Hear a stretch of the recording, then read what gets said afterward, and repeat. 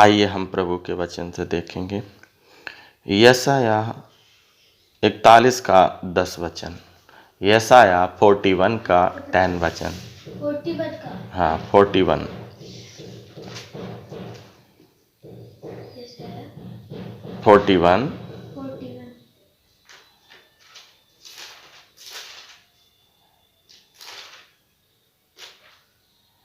हाँ पढ़िए। 41 का, हाँ, आज का हम वचन जो देख रहे हैं, प्रभु का धन्यवाद हो। यशाया 41 का 10 वचन।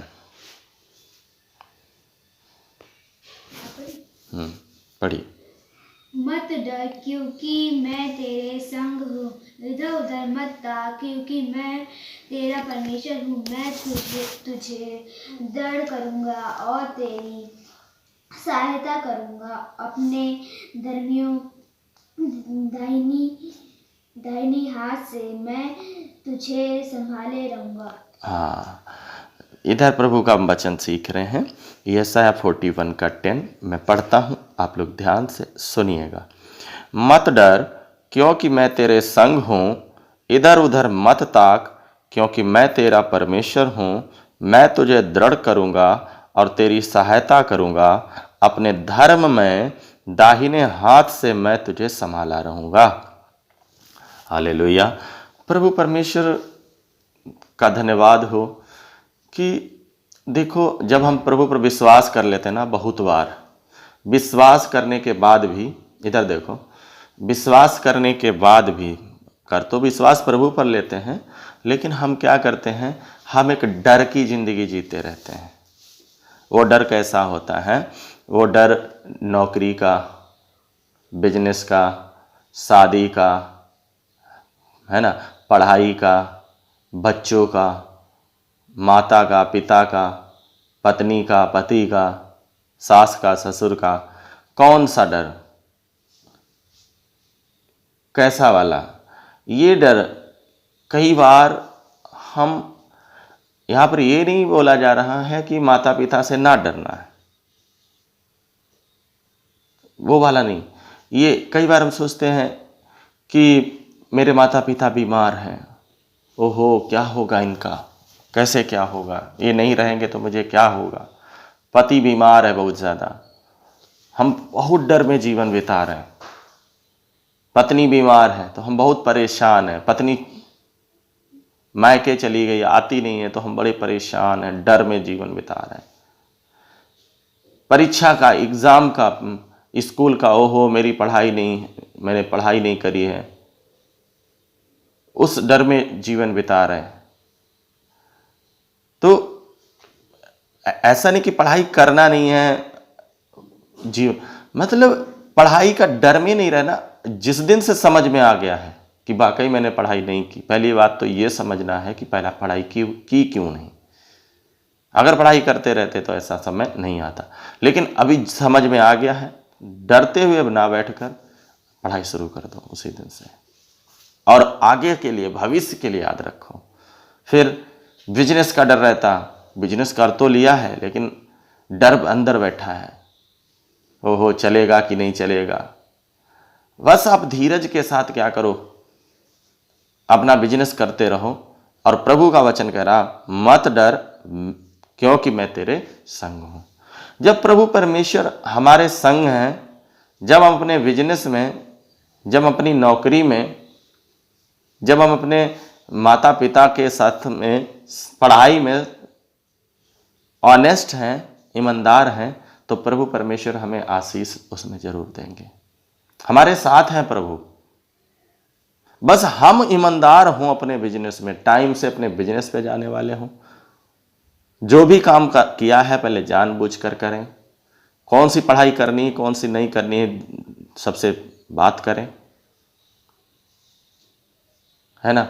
माता पिता के साथ, माता पिता बीमार हैं, चिंता ना करें, डरने की ज़रूरत नहीं, आपके साथ प्रभु है। बस आप प्रभु से प्रार्थना करें उनके लिए। अगर वो विश्वास करेंगे तो परमेश्वर उनको उठाकर खड़ा करेगा। डरने की ज़रूरत नहीं, प्रभु आपको सब चीज़ों से क्या करेगा, आपके संग है। फिर बिजनेस में प्रभु कह रहा, मैं तुम्हें दृढ़ करूँगा, तो बहुत बार हम प्रभु पर विश्वास तो कर लेते हैं, लेकिन हम डर की जिंदगी बिताते रहते हैं। लेकिन प्रभु परमेश्वर का हमें वचन क्या बताता कि मत डर। क्या कर? मत डर। एक साल में 365 दिन होते हैं, ठीक है? एक साल में 365 दिन होते हैं, और परमेश्वर ने हमको पूरे साल के लिए, हर एक दिन के लिए मत डर लिख कर दे दिया बाइबल में। बाइबल में 365 बार मत डर आया है। क्यों दिया? हर रोज के लिए, हर सुबह प्रभु हमको बोला मत डर। आज इंसानों को देखेंगे तो इंसान की जिंदगी में क्या है? बड़े से बड़ा है, धनी से धनी है, हर एक व्यक्ति में डर व्याप्त है, सब में डर है, कोई न कोई।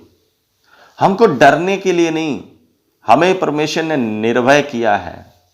हमें अब शैतान से, शैतान की सेना से, शैतान के चालों से डरने की नहीं, बस अपने प्रभु के साथ क्या हैं? हम ईमानदार रहें। हम प्रभु के साथ अब जो बिजनेस कर रहे हैं उस बिजनेस में हम ईमानदार हैं, समझ लो कि आपको डरने की जरूरत नहीं, प्रभु उस बिजनेस को चलाएंगे। लोग क्यों आज? क्योंकि प्रभु का हाथ छोड़ देते हैं, प्रभु का हाथ छोड़ देते हैं, अपनी बुद्धि चलाकर क्या करते हैं? डर इसलिए व्याप्त है लोगों के जीवन। प्रभु का वचन कह रहा, मैं तुझे दृढ़ करूंगा और तेरी सहायता करूंगा। जिसकी सहायता यहोवा करे उसकी मनुष्य क्या सहायता कर सकता है? जिसकी सहायता यहोवा ही कर दे, परमेश्वर करे, उसकी मनुष्य की कोई नीड नहीं।